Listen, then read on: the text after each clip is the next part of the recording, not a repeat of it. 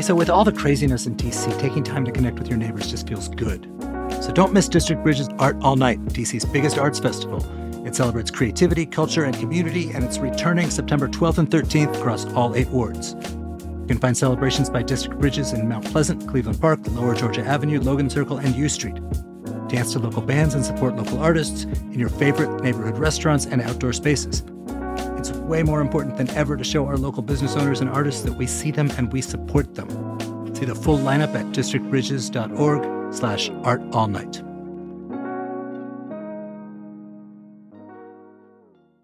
What if making dinner was as easy as pressing play on your favorite song? It can be when you plug into an electric induction stove. Whether you're queuing up the meatloaf or the black eyed peas, an electric induction stove isn't just faster, it can save you energy and money too. And right now, the DCSU is offering a hot $800 off.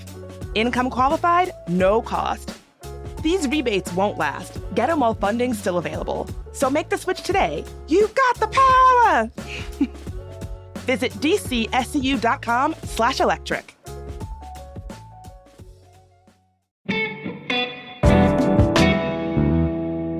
Today on CityCast DC, we're talking about Mayor Bowser and the indefinite National Guard presence that she apparently is welcoming. We're also going to talk about Congress's coming attempts to write a bunch of laws to change the district. And gun prosecutions in DC. Are they still going to happen? On another note, we're going to be talking about a bar that will lock up your phone. Plus, in a members-only 4th segment, we're going to listen to Neil Young's new DC-takeover protest songs and a few others from the city's past. I'm here with WAMU's Alex Coma and CityCast's Julia Caron.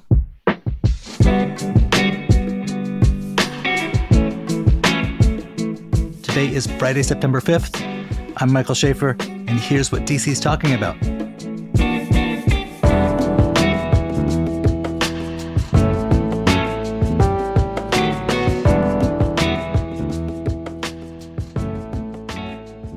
Hey, Alex. Thank you for joining us. Hey, Julia. Hey, Mike. So, big week in politics-adjacent DC news.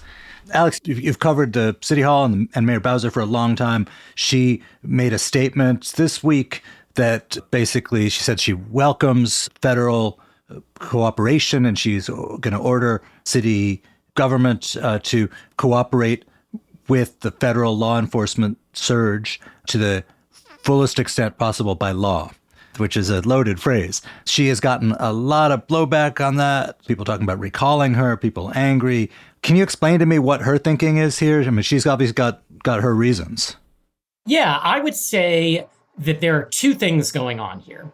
Number one is that her public explanation, which is she wants to protect home rule and the city's self-governance. And I think that there's a lot to that. I think that the persistent fear throughout all of this is that if the mayor and the rest of the DC government pushes back too strongly, that they will accomplish nothing because they have relatively few powers, considering that the city government really only exists via an act of Congress, and it could be folded back into the federal government by a similar act of Congress. Of course, that would require Democrats siding with Republicans to make that happen and clear the filibuster threshold. But anybody who's watched DC statehood issues knows that Democrats are not exactly the most steadfast allies on this sort of thing. I mean, we saw just a few years ago them working to overturn the DC crime bill. Historically, from Bill Clinton to Barack Obama, it's been kind of rocky when you are asking national Democrats to support DC. So this is her calculus. She wants to protect home rule. She doesn't want to piss off the president. However, I think it's also worth mentioning the second thing going on here, which is that she's someone who's been pressing for a lot more cops on the streets for a long time. To her, I think that she views a bunch of additional federal law enforcement officers on the streets at no cost to the city as a good thing. It serves her ends in this way. It gives her what she wants. And she's been trying to say this in as gentle a way as possible, where she can avoid angering the Democrats who are furious with Trump and, of course, make up her base of support. So she's getting what she wants, albeit she's trying to say, and you saw that in the order that came out recently, hey, ICE, don't wear masks, identify yourself, pretty please. Of course, they haven't been listening. So she's trying to say, I'm against these excesses, even as in general, I favor federal troops helping out because, she feels that MPD is understaffed. So that line in her order, the fullest extent permissible by law, that struck me as a sort of a clever attempt here that, Trump likes, the word is Trump likes flattery. She wants to appear enthusiastic for this. But what exactly does DC law prohibit? Because I believe that in the district, non-cooperation between police and ICE on certain levels is actually a matter of law. Yeah, and that's a huge point of tension. You saw when they were in court suing one another. That was a key source of it, right? Was Trump saying that he could essentially direct MPD to do stuff that was in contravention to city law. And the biggest thing that's at the heart of this, because as we've said again and again on this show, this has been mainly about immigration, not about crime, despite Trump's rhetoric otherwise. So DC law says, as of 2020, MPD, you're not allowed to check someone's immigration status if they are just being stopped for something like a traffic stop or an otherwise arrest that's not for a violent crime. You're not sending them to the jail, that sort of thing. And it also says that MPD can't help ICE transport people. It can't, move people solely for immigration-related purposes. And Trump wants to reverse both of these things. And in fact, Pam Smith, the police chief, has even taken steps on her own to kind of say, look, we'll cooperate in some circumstances. We're trying to strike this balance. And I think you're seeing that in this order, which I think is very much designed as a signal to Trump saying, look, you don't need to extend your emergency control of police. We're willing to work with you. The mayor has constantly described this as, quote, a path out of the emergency, a path forward. And I think that there are backroom discussions happening between Bowser and the White House that she feels like she can't speak about. But that doesn't mean that it does not present an awful message when you're saying we want to cooperate to the maximum extent of the law. So she's trying to speak to two very different audiences, I think, with varying degrees of success. I was going to say one of the groups that she is very clearly pissing off right now is residents. The Washington Post did this poll about, do you agree with any of these order? And 8 in 10 residents oppose this. Conservatives in Congress have said they want to codify this executive order exerting power over DC. So is there a chance that this all backfires and instead of she's playing nice, she's capitulating a little bit, she's actually going to get burned in the end by this? Yeah, I've been speaking to people who are sort of on both sides of this issue. And I think two views that I would draw out here. One of them is, from the people who are, hopping mad about all this, whose attitude is if you give Trump an inch, he takes a mile. And that if say you give Trump everything he wants here and you try to help out, as you observe, a lot of this is happening in Congress, where the city has historically been less successful lobbying people. And so you can make nice with Trump and, sort of, I guess, hope that he is going to go to bat for you if people in Congress want to pass bills that would eliminate DC's elected attorney general and overturn a host of crime laws, put Trump in control of the police permanently. Is Trump going to stand up for the city at that point? Even if you've made nice with him, I don't know. That would require him crossing his Republican colleagues. So this is the mayor and her allies' view, which is we turn down the temperature. We get him to move on to something else. He's focused on Chicago. He's focused on Baltimore. He'll lose interest. He's a mercurial guy. And that has been their strategy. It has not worked thus far. And I guess we'll see if eventually it does. Well, I had two thoughts. One is there's been a broad assumption that Bowser will run again for a fourth term. And I wondered, hey, maybe this latest zig or zag or whatever it is indicates that maybe there's less certainty about that on her part. I don't think that her team is overly daunted by any of the potential candidates, but I think that it'll possibly be a tougher slog. Have you heard anything about that?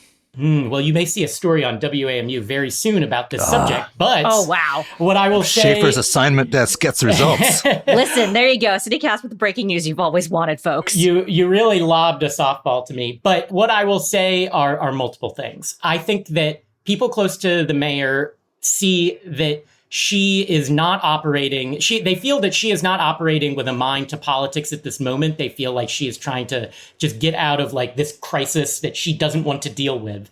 And I think that there is inherent in some of that, and some people close to her have admitted this, is that there's a little bit of hubris in there. I think a lot of her assumption is like, well, people will see that I'm doing a good job protecting the city, and they've trusted me 3 times. And as you say, she doesn't think much of the potential opponents, and she's just going to, run away with it anyway.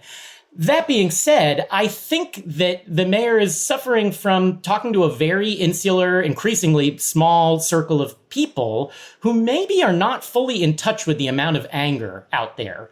And the key will be whether anybody can tap into that anger. Correct. We've spoken before that, Robert White, who ran against her in 2022, a lot of people were assuming he would be the guy to pick up this mantle and do it again. He's made a lot of moves in that direction. That has grown increasingly, I would say, uncertain, is the fact that he has not yet announced. That's not totally unusual. When he announced his campaign 4 years ago, he did so in October. So he could still do so. I think a lot of people are wondering whether he's watching what Eleanor Holmes Norton is going to do if she chooses not to run again as DC delegate. He used to work for her for many years, and there's some speculation he may feel more temperamentally suited to that job, especially if he could, say, get Eleanor Holmes Norton's endorsement to kind of try and clear what would otherwise become a very crowded field if she doesn't run. And so this opens up the question of who would run instead that a lot of people are asking. And I will say at this moment, there is a tremendous number of people who are very interested in pushing Ward 4 Councilmember Janice Lewis-George to run. And that has been a progressive fantasy, I think, for several years now that has not yet had a ton of reception from the council member herself. She just had her first child. She has often expressed this desire that, she would love a different mayor to work with that's not Bowser, but not necessarily her doing it. I think that is maybe starting to change as this opening is starting to become clear, because she has become very critical of the mayor. She's been going out to be on the ground for ICE raids, show that there is another approach to governing that is not what the mayor has been doing. And I think that at this moment, it is feeling like there is some wind at the back of the people who want her to get into this race, which is really not an outcome I would have predicted as recently as a month or two ago. I think that Bowser's comments on working with Trump have opened this door to not only help someone like a Louis George grab progressive support, which has long been against the mayor, but also people who are a little more in the middle and who detest Trump and want someone to say so. By the way, as we're talking about this, news just dropped from a friend of the show, Junaid Deal, he's at Axios, that Brian Schwab, the AG, is suing over Trump's deployment of the National Guard in D.C. Basically, he's stating that it flouts the Posse Comitatus Act, which generally doesn't allow the military to deploy for domestic crime fighting. This is in direct contrast to Muriel Bowser's statement from Wednesday that she wanted and welcomed the Guard through December. It's something that we're going to keep watching and see how it develops.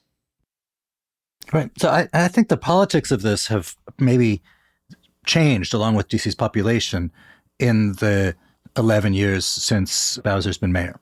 She basically kind of rebuilt the old Adrian Fenty coalition. Fenty had been thrown out of office, not really for any policy reasons, but because a lot of people, particularly the black middle class of Washington, perceived him as being a jerk, as being somebody who was disrespectful of their traditions, values, heroes, etc., prerogatives. So she has pursued kind of similarly like Bloomberg-y politics, but with an overlay of gestures of respect towards that history. And if you look at the choices in this takeover, that Trump sought to remove DC's police chief, a black woman, incidentally, and take that over. She joined in taking him to court. Right, she was right there with the attorney general at court. When Trump has run down the city's reputation, she's gotten her back up. She's pushed back against that. On the ICE stuff, where I think that is less of a subject of great concern in the black community in DC.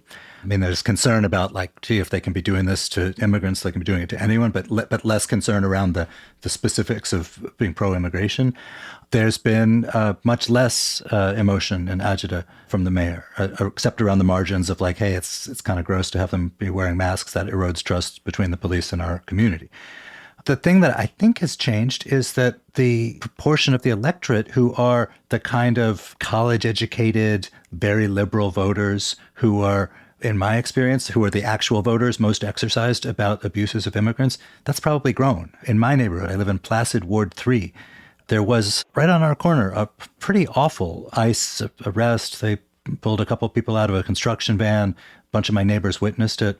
These are elites. These are people who are not accustomed to being rabble rousers. And they were like quite shaken by this and very angry. That was the same day that Bowser said that about indefinite cooperation. Very angry at her. That, I think, is like the proportion of people. I don't think they're a majority, but the proportion of people with that kind of view seems way higher in DC than it probably was 10 or 20 years ago. I think that's exactly right. I think that the people who have been looking at polling on this have been watching the mayor's favorability, both in public and in private polls, decline a lot more than they were expecting. And I think it is precisely because of these sorts of voters that you identify who would probably otherwise not be terribly engaged in local politics. I think it's worth asking whether they will stay engaged as the immediate emergency situation here ends. Maybe it never will. Who knows what Trump is up to? But of course, the primary is until June. So I want to pump the brakes and not say she's dead in the water or anything like that. But I think that the way she has approached it has, as you say, maybe misread the way things have changed. She is operating in the sort of 2014 world in which she first assembled that coalition to win power and assuming that nothing has changed. And I don't know that that is the world that we are living in anymore. All right. So speaking of pumping the brakes, I need to make a message for CityCast membership. And actually, it's relevant because one of the things I've been hearing from friends and family ever since the takeover is how much more connected they feel to their DC friends and neighbors, people who, really didn't much follow local politics because they had moved here as adults, feeling a real intense desire to know. They're worried. They're wondering about the future of their city, about the things they're seeing.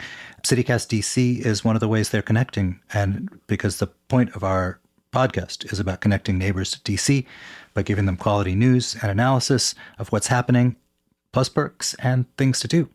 So I invite you, if you're listening to this and you have not done so, please become a member. Go to membership.citycast.fm. It's only $10 a month.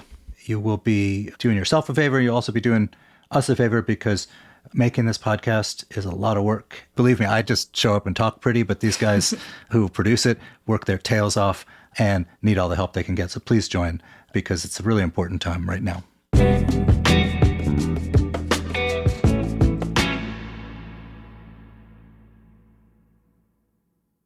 At Mosaic Theater, royalty, fate, and passion collide in the thrilling new play, Dodi and Diana. This is not just another historical drama. Egyptian actress Samira and her husband Jason are marking the 25th anniversary of the tragic deaths of Princess Diana and Dodi Fayed. But what starts as a night of royal obsession and remembrance quickly becomes something much deeper.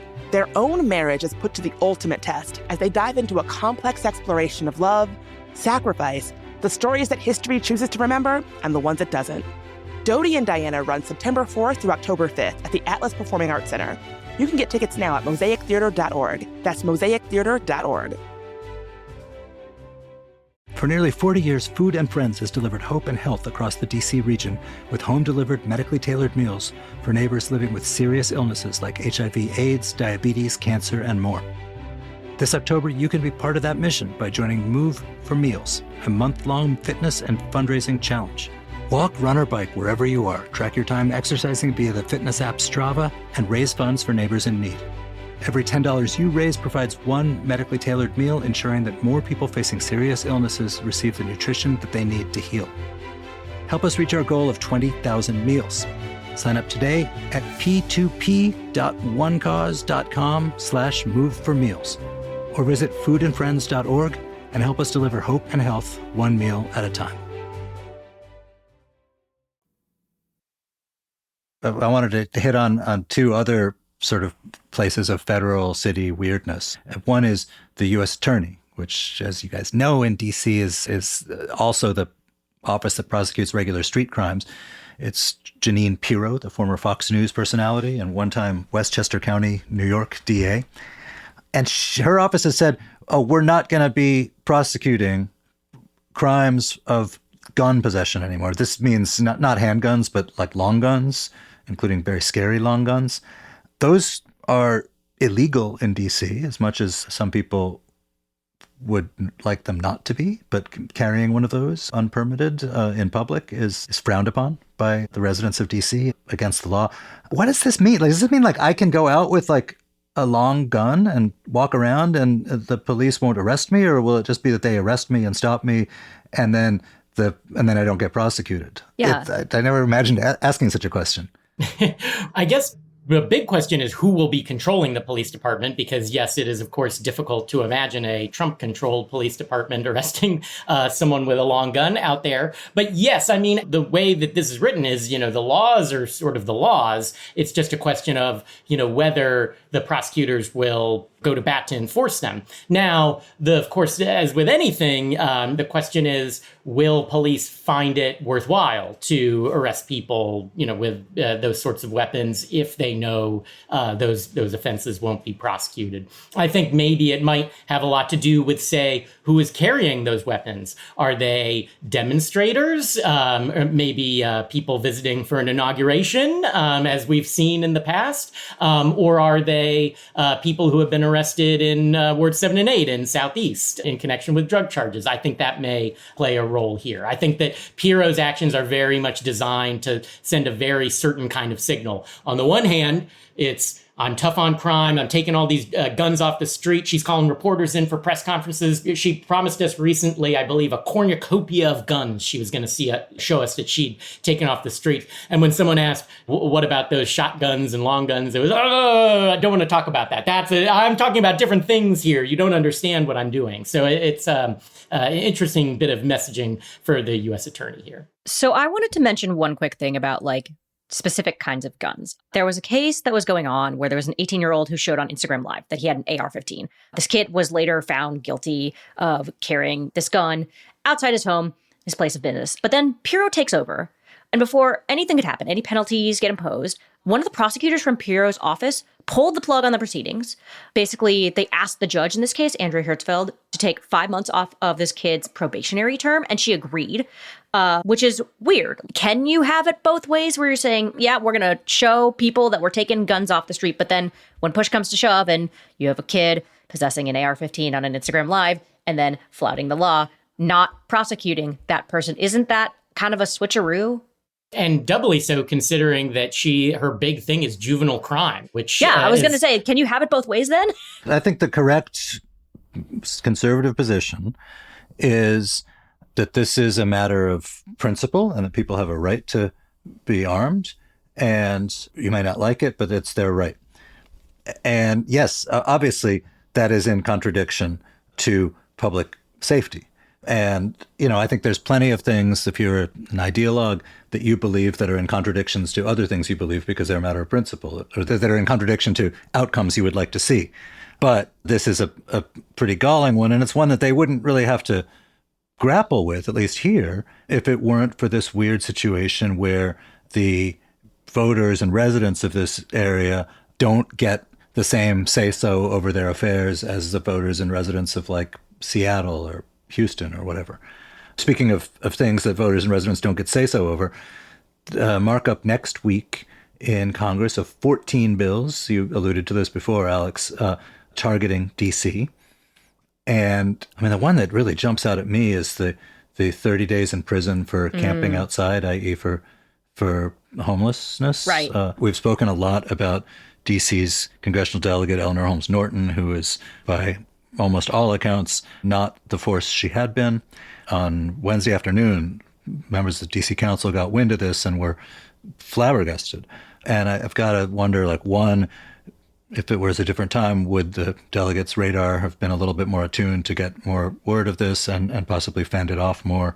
And two, are there things on that list that I think are particularly worrying the folks you cover in City Hall, Alex? Yeah, I think that certainly it's fair to wonder how all this would be going. You're seeing a lot more of the DC Council members themselves be present on the Hill, both in fighting the takeover by Trump and stuff like this, but because of that dynamic. So that's certainly part of this.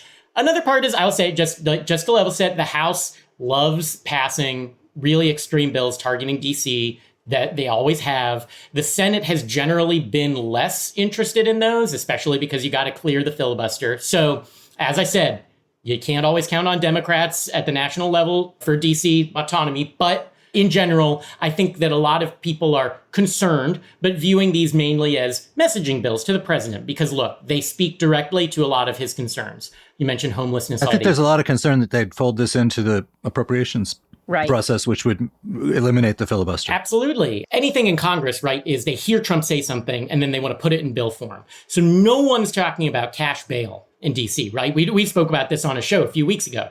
It's a settled issue. It has been since 1992.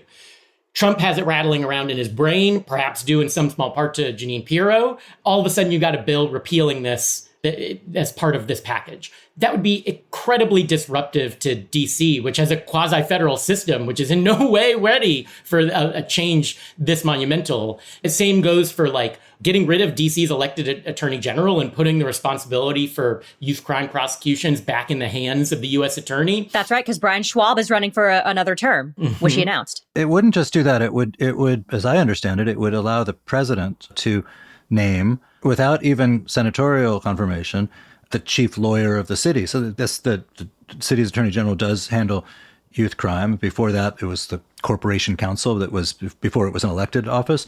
But that person also sues people on behalf of the city and joins in class actions against tech companies, or like all the things that state attorney generals do. So a lot of it is just like regular legal work. And that the idea that this would be a crony of any president, again, even if you don't care about the sort of principle of home rule, the idea that there's an elected chief executive, a mayor, and then that person's lawyer doesn't answer to them and may pursue a completely different agenda. It's a sort of weird situation. Yeah, and I would stress these other parts are just Jeanine Pirro comes up with a talking point. She says, like, I want to charge 14-year-olds as adults after the big balls guy gets beat up by a couple teens. All of a sudden, it's straight from the Truth Social post into the legislation, regardless of whether anybody thinks it's a good idea, certainly whether they even think they can implement some of these things in DC, the feasibility of having a Trump-appointed attorney general doing the nitty-gritty work of filing motions when a city employee sues, over an overtime claim. So it's a silly notion. It's unbelievable we have to discuss it. As I said, I think that there's broad hope that the House would not, that even if it moves forward in the House, it wouldn't in the Senate. But as you say, I mean, there are ways to get around this. Trump also wants to pass this $2 billion to, quote unquote, beautify the city. Yeah. That's something that has a lot broader support. Does he want to make it all tied to this? Does he want to, extend the police emergency in exchange for not doing this, which is an interest of his in keeping this control of the cops going indefinitely? It's not great times. It would be nice if DC had 2 senators and a voting member of the House. Of course, we don't. And so we are subject to the whims of everyone else. And also worth noting, I know we got to bounce from this segment, but a friend of CityCast, Martin Austermuhl, reports this week that cities hired a lobbying firm, which may be an indication of the headwinds they're facing. But again, it doesn't exactly seem like a vote of confidence in the elected delegate. Yeah. And you've seen that, I think, dating back to the $1 billion cut from DC's budget suddenly that people felt like they were on the back foot about. The city council has hired staff members. They have a federal lobbyist on staff now. That has never happened before. Now they have an outside firm. You see them, Christina Henderson, a council member who used to work for Chuck Schumer, trying to leverage her connections. That's stuff that ordinarily maybe they wouldn't have to be doing quite so much.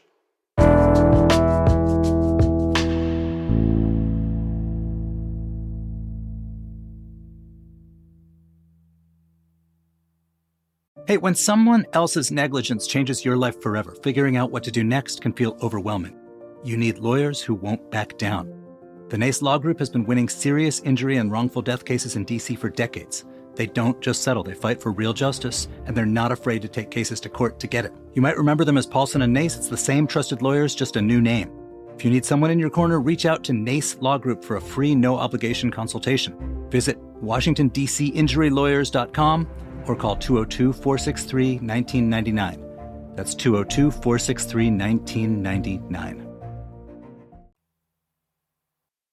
Oh, wait. So, guys, can we change the subject for a minute? Because this is a bummer. It is a downer. But here in DC, apparently we won't lock up your lawn guns, but we will, if you go to a certain bar that's opening today, we will lock up your phone.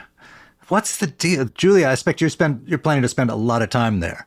So I am a big advocate of no phones at the table. I'm the person in my family, among my parents, hilariously, who says, please, phones down while we're eating or drinking, and so we can actually have a conversation.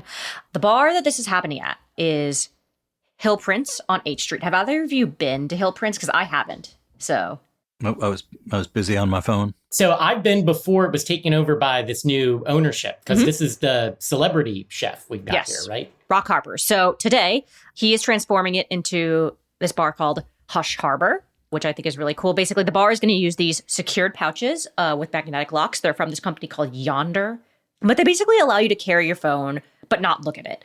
This has become a lot more popular in schools, comedy shows. We recently had an episode about DC saying, hey, public school kids, we want your phones to disappear, bell or whatever the rule is. It's the first time that a DC bar or restaurant is using them as part of like everyday operations. There have been requests from restaurants previously for people to put their phones away. They've discouraged phone use. None of them have actually seriously enforced the policy. Like it's been, you can have your phone, but maybe like no photos. So like that happens at Minetta Tavern in Union Market. They still post their own photos of the bar on social media, but they want to have a controlled environment. Our newsletter writer, Kayla, interviewed Harper. So there's going to be a newsletter segment about this. You should check it out. But I think it's really cool. What do you guys think about all this? I am endlessly fascinated with this. Right. I don't know if I think it's cool or not, but I like my political colleague, Jonathan Martin, wrote a column about how getting phones out of schools is like the last bipartisan issue in America.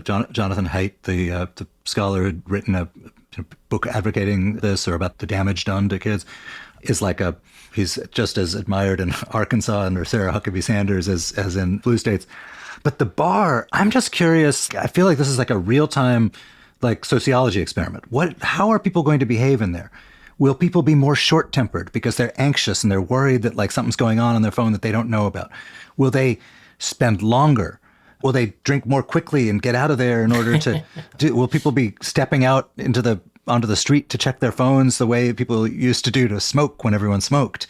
I hope that some PhD dissertation is being contemplated, because I'm really curious about people's behavior. And I know that like we're so addicted to their phones. I went to a comedy show with my daughter. We had to lock up our phones exactly the same way. And it was like this little part of me was nervous the whole time. Like it was all ridiculous. But like, what if my wife is texting that there's an emergency? What if this? What if that? This is how you used to live, right? Before cell phones, you would just go places and then you were out of touch. But I don't feel like I'm at my best when I have that little bit of nervousness going. It's like you're a computer and there's this like program that's whirring, but not and taking up memory. On the other hand, maybe it's awesome. Maybe people will find true friendship and true romance at the bar. But we have to revisit this in like 6 months once patterns of behavior have been established. I will report back, because I'm the person who specifically is like, do not have phones like open at the bar. It's something I have struggled with for like years. But you're a freak, right? And I say this in the most admiring way. You have not succumbed to the same pathology that the rest of us have succumbed to. And I'm curious how normies, how other people who are part of our pathology will behave in this context. Not the first time they go there, but like the 10th time. All I know is that given everything that's been going on, I've been on my phone a lot, and this gives people an excuse to, one, touch some grass. Please, God, touch some grass. But also put the phone down for 5 seconds. The news will be there when you pick it back up, I promise. I think that there is maybe some value to it, but I saw some local prominent restaurateurs bring this up on Twitter when this news came out, and they said, good luck to anyone opening a new business in DC. But it's like, the way that it goes with like a new restaurant is maybe you don't want to be like adding barriers to like creating friction points with customers, I think is the way that they put it, where you've got rules. Like every once in a while, some new restaurant pops up with gimmicks like this. There's rules, no phones, like just talk to each other. I'm like, okay, yeah, good luck. But at the end of the day, they rebranded from Hill Prince, which was a pretty successful bar, because maybe they want to make some money. I don't know if this is going to do it, but I guess we'll find out. And I guess we're talking about it. That part worked. Yeah, exactly. Listen, today paid subscribers get a bonus 4th roundup chat. We're going to talk about Neil Young, famous musician. He's wrote a protest song about DC against the police takeover. It is not the first protest song that to specifically name check our fair city. If you want to be sure you always get the full episode, become a member. Head to membership.citycast.fm and sign up. It's only $10 a month. Members get ad-free listening, exclusive members events, and an extra events newsletter each and every week. Again, that's membership.citycast.fm.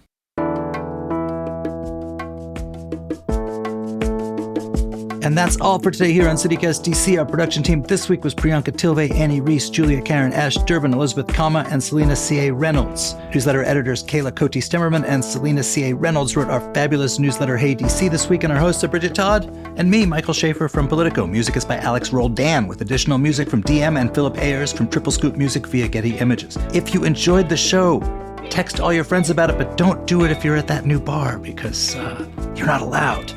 We'll be back Monday morning with more news from around the city. Bye.